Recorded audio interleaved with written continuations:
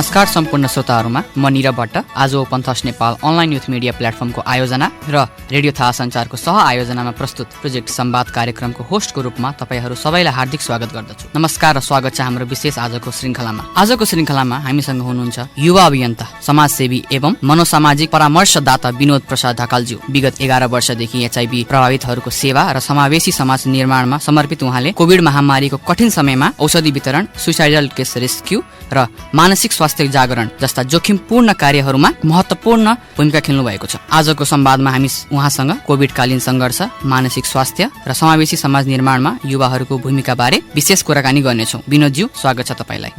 धन्यवाद निरवजी। आजको एपिसोडको टाइटल रहेको छ महामारी, मानसिक स्वास्थ्य र समाजसेवा, विनोद ढकालसँग विशेष संवाद। तपाईँ विगत 11 वर्षदेखि युवा समाजसेवी, मनोसामाजिक परामर्शदाता र एचआईभी क्षेत्रमा सक्रिय हुनुहुन्छ। कोभिड महामारीको समयमा औषधि वितरण, सुसाइडल रेस्क्यू र काउन्सिलिङबाट सुरु भएको तपाईँको यात्रा कस्तो रह्यो? निकै नै मेरो यात्रा सजिलो भन्दा पनि बढी सङ्घर्षपूर्ण अवस्था थियो भने मकवानपुरको चाहिँ सुगमदेखिबाट दुर्गमसम्म र धेरै टाढादेखिबाट नजिकसम्म विभिन्न यात्राहरूमा मैले धेरै अभावहरू, डरहरू र चुनौतीहरूको सामना गर्दै मैले काम गरेको अनुभव छ। त्यसै गरी कोभिडको समयको कुरा गर्नुपर्दाखेरिमा धेरै मानिसहरू औषधिबाट वञ्चित रहेको अवस्था, मानसिक रूपमा टुटेको अवस्था, कतिपयले आशा नै गुमाइसकेको अवस्थाहरू थियो भने त्यस्तो अवस्थामा मैले विभिन्न सङ्घ संस्था, निकाय, दात्री निकाय, स्वास्थ्य संस्थाहरू, स्वास्थ्य कर्मीहरूसँग चाहिँ विभिन्न स्टेक होल्डरहरूसँग समन्वय गर्दै औषधि वितरण र साइकोसोसियल काउन्सिलिङको कुराहरू, उहाँहरूलाई कसरी मोटिभेट गर्ने भन्ने कुराहरू थियो भनेदेखि कतिपय क्लाइन्टहरूले चाहिँ सुसाइडल एटेम्प्ट गर्ने कन्डिसन जोखिम बढिरहेको अवस्थामा पनि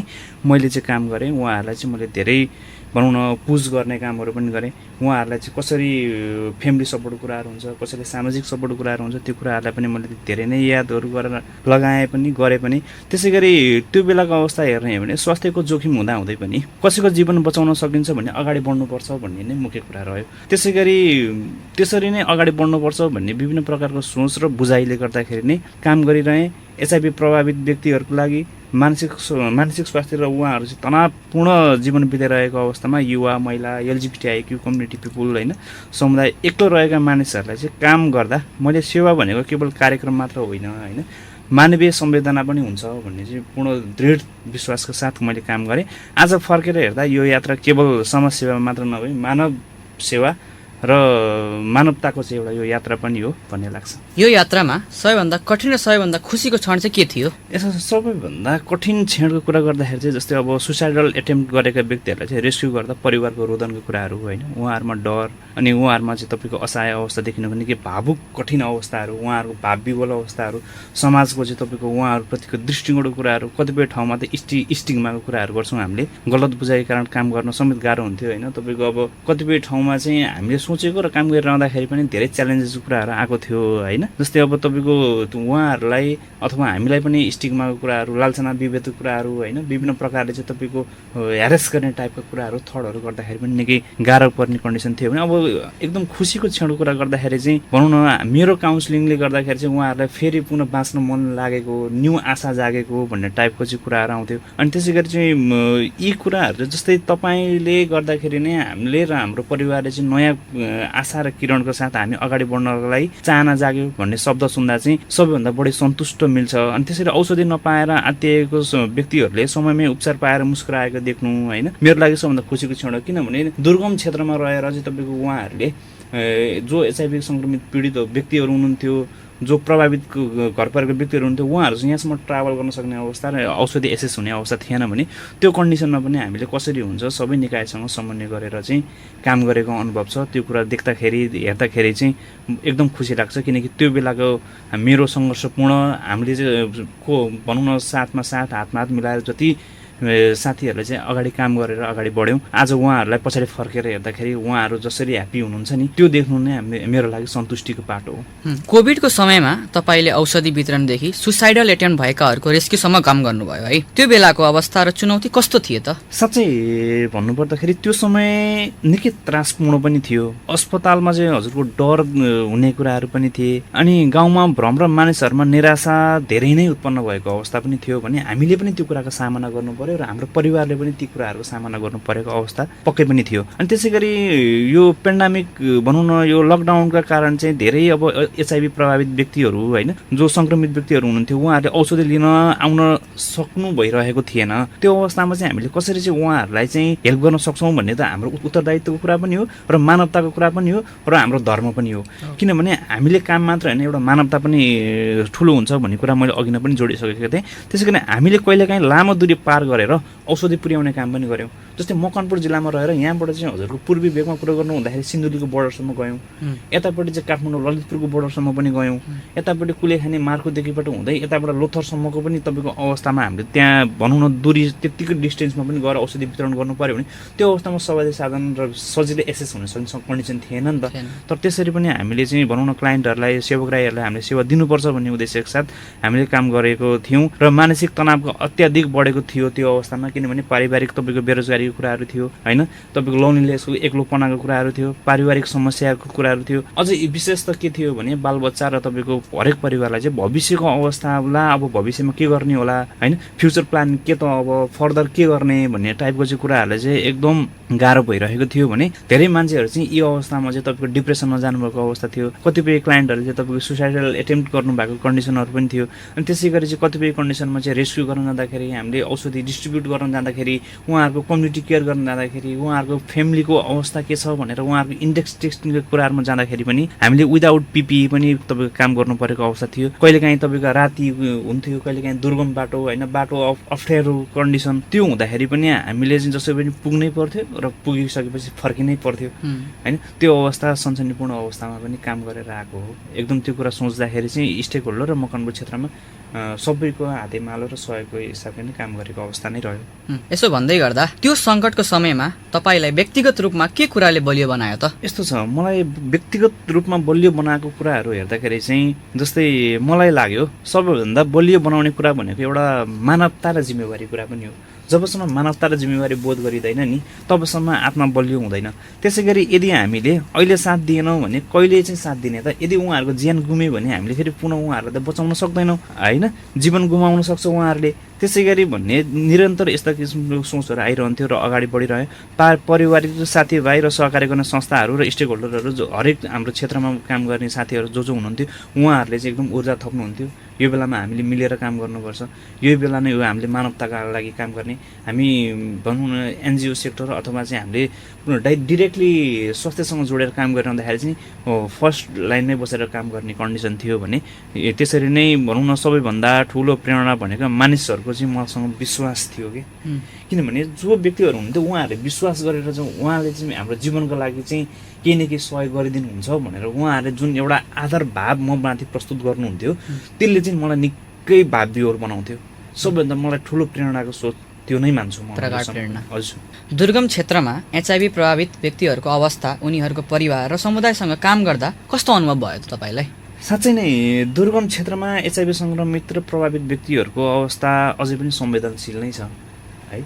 हामीले त्यो कुराहरू देख्न सक्छौँ, हेर्न सक्छौँ। धेरैजसो मानिसहरू चाहिँ जानकारीको कमी पनि हुनुहुन्छ है। अनि जानकारीको कमी, उपचारप्रतिको डर र उहाँहरूको चाहिँ भनौँ न समाजको व्यवहारले ठुलो मानसिक असर परेको देखिन्छ। अनि त्यसपछि कतिपय परिवारले त तपाईँको साथ दिनुहुन्छ, कतिपयले दिनुहुन्न नि त। जस्तै स्टिगमाको कुराहरू, जस्तै लालसना तथा विभेदको कुराहरू, भेदभावको कुराहरू होइन, अनि तपाईँको सोसियल इन्गेजमेन्टको कुराहरू, के अरे अनि जस्तै रेस्पेक्टको कुराहरू, यी कुराहरू सबै कुराहरू हेर्ने हो भने अझै पनि डर र लाजका कारण खुलेर स्वीकार गर्न सक्ने अवस्था छैन रिमोट एरियामा। उहाँहरूको सजिलै तपाईँको स्वास्थ्य संस्था र तपाईँको बजारमा रहेको क्षेत्रीय अस्पतालसम्मको पहुँचहरू एसेस कम नै छ। तपाईँको सरकारले जसरी तपाईँको रिमोट एरियासम्म चाहिँ कुराहरू पुर्याउनु पर्ने हो, जसरी चाहिँ तपाईँको सेवा दिनुपर्ने हो, जसरी उहाँहरूलाई चाहिँ सेवाको दायराभित्र ल्याउनु पर्ने हो, त्यो कुरामा चाहिँ अझै पनि चुकेको अवस्था छ। भने पछिल्लो समय कुराहरू हेर्ने हो भने विभिन्न प्रोजेक्टहरू टर्मिनेसन भइसकेपछि सरकारले गरेको प्रोग्रेसको कुराहरू हेर्ने हो भने हामी एकदम निराशापन पक्कै पनि हुन्छौँ। र त्यसै गरी हेर्ने हो भने मैले चाहिँ अब काउन्सिलिङको कुराहरू उहाँहरूलाई जब केवल औषधि मात्र होइन नि त होइन, आत्मविश्वास र आशा पनि जगाउनुपर्छ भन्ने हेतुले आवश्यक छ है भन्ने महसुस गरिसकेपछि मैले मेन्टल हेल्थ इस्युजमा उहाँहरूलाई बढी नै प्राथमिकता र जोड दिन थालेँ। त्यसरी नै काम गर्दै गइसकेपछि उहाँहरूलाई चाहिँ भनौँ न मोटिभेट गर्दै गएँ, तपाईँहरू अगाडि बढ्नुपर्छ भन्ने कुराहरू गरियो। अनि धेरै मानिसले उपचारपछि सामान्य जीवनमा फर्किएको देख्दा चाहिँ के हुन्छ भने यो क्षेत्रमा काम गर्नुको अर्थ र महसुस र सार्थकता पाएको छ है कामले।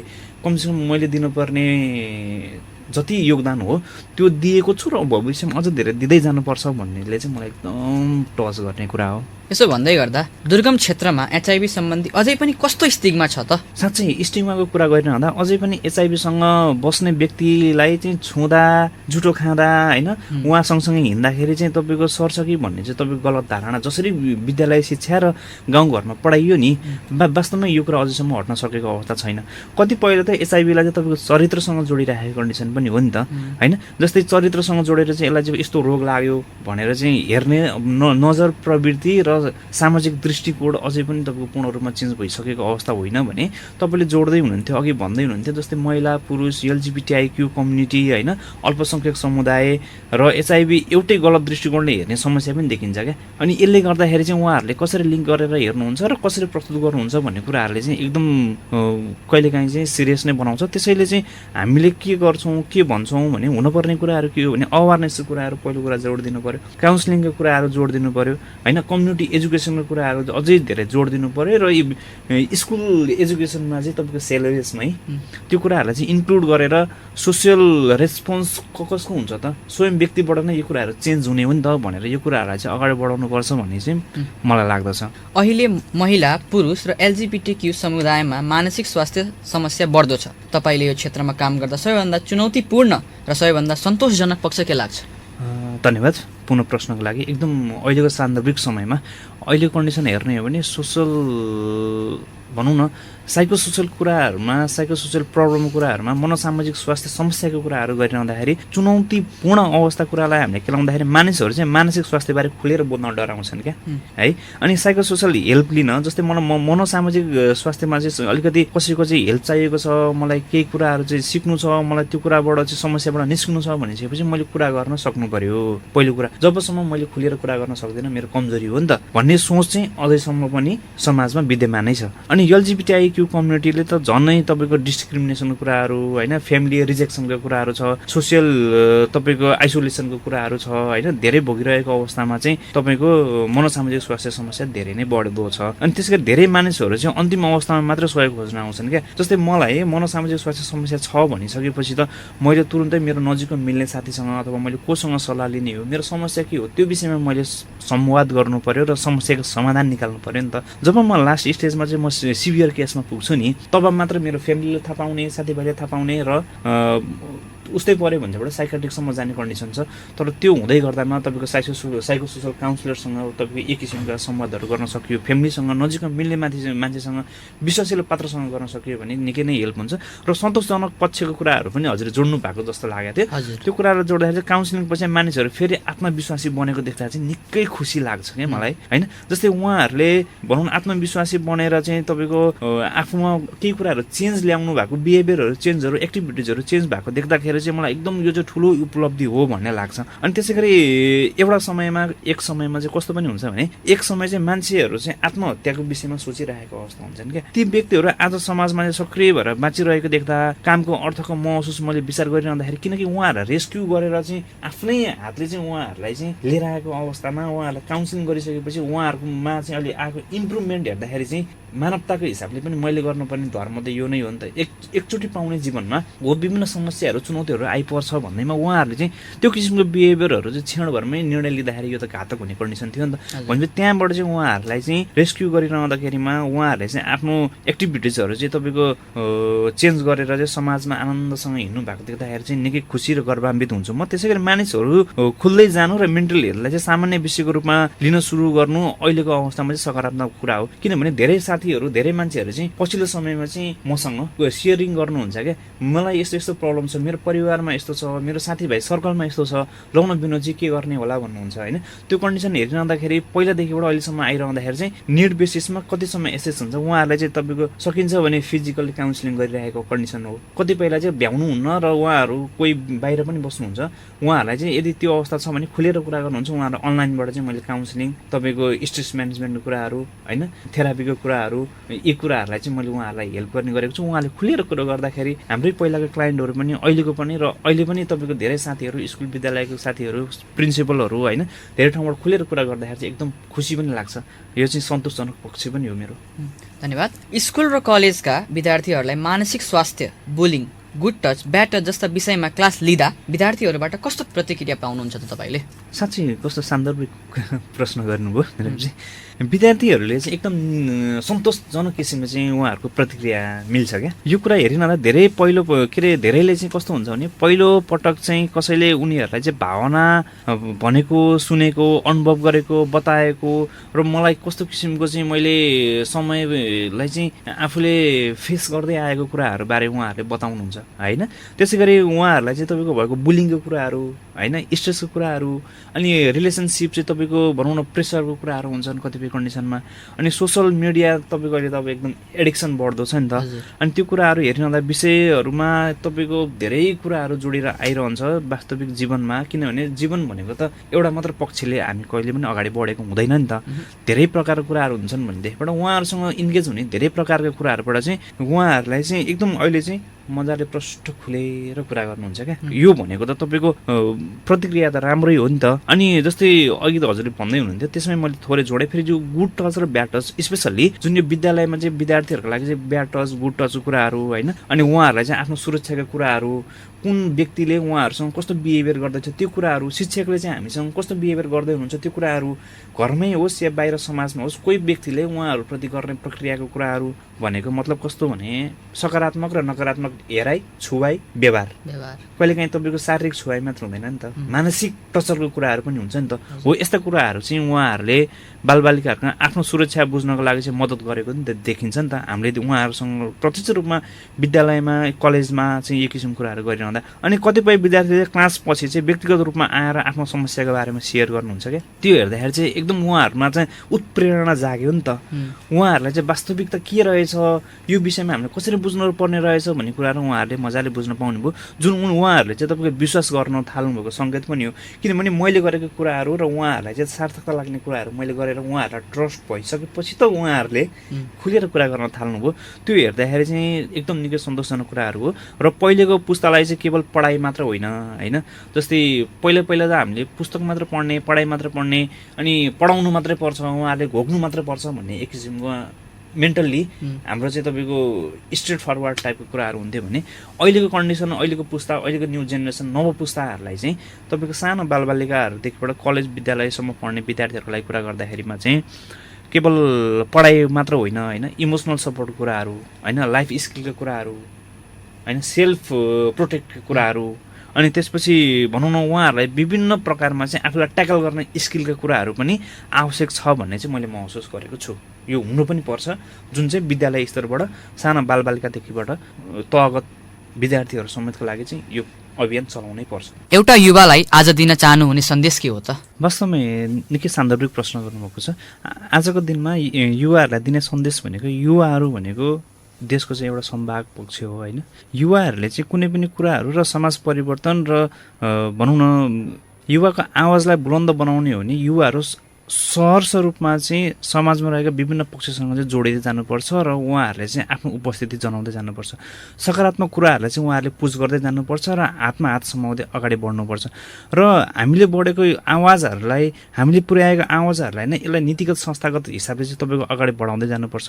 र अधिकारको कुरा गरिरहँदाखेरि यसलाई कसरी चाहिँ तपाईँको इस्टाब्लिस बनाउन सकिन्छ, कसरी स्टेबल बनाउन सकिन्छ, कसरी चाहिँ यसलाई बृहत्तर विकास गर्न सकिन्छ र समाजको विभिन्न पक्षदेखिबाट लिएर राष्ट्रको नीतिगत अवस्था संरचनासम्म पुगिरहँदाखेरि हामीले कसरी चाहिँ तपाईँको चेन अफ कमान्ड गर्न सकिन्छ भन्ने कुराहरूमा चाहिँ उहाँहरूले बुझेर सत्य, तथ्य र आकर्षक रूपले चाहिँ सहभागिता जनाउनुपर्छ भन्ने लाग्छ। त्यसै गरी हामीले कुरा गरिरहँदाखेरि, हामीले अहिलेको पक्षमा हेरिरहँदाखेरि विकासको कुराहरू गरिराख्दा, अधिकारको कुराहरू गरिराख्दा, हरेक तपाईँको समुन्नत समाज निर्माणको कुराहरू गरिरहँदाखेरि युवाहरूले चाहिँ आफूलाई कस्तो उपस्थितिमा जनाएको छन् त? युवाले चाहिँ मेरो भूमिका के हो त? कि अरूले गरिदिएको कुरामा मात्र युवाले आफूले अपनत्व लिने हो कि आफैको लिडरसिपमा चाहिँ तपाईँको समाजलाई दिन सक्ने योगदान के हो त? त्यो कुरालाई हेर्नुपर्छ। अहिले पछिल्लो समयमा हेर्ने हो भने जो युवाहरू हुनुहुन्छ उहाँहरू चाहिँ बढी जसो लागु पदार्थ, दुर्व्यसन, मोबाइल एडिक्सन होइन, मनोसामाजिक स्वास्थ्य समस्यामा चाहिँ जो फसिरहनु भएको छ उहाँहरूलाई चाहिँ कसरी चाहिँ तपाईँको रिमुभ गराउने त? परिवारको उत्तरदायित्व के हो त? युवाले पनि परिवारलाई चाहिँ तपाईँको लिड गरिराखेको कन्डिसन हो नि त। युवाले पनि समाजमा कुनै सङ्घ संस्था, क्लब, तपाईँको स्थानीय तह हरेक कुराहरूलाई चाहिँ उहाँले लिड गरिराख्नु भएको छ नि त। भनेपछि प्रत्यक्ष रूपमा सहभागिता समान हिसाबले, समानता हिसाबले चाहिँ तपाईँको अगाडि बढाउन सकियो भने युवाहरूले खोजेको, सोचेको र बनाउन आवश्यक चाहेको जस्तो समाज निर्माण गर्न सक्नु नै आजको मुख्य उद्देश्य हो।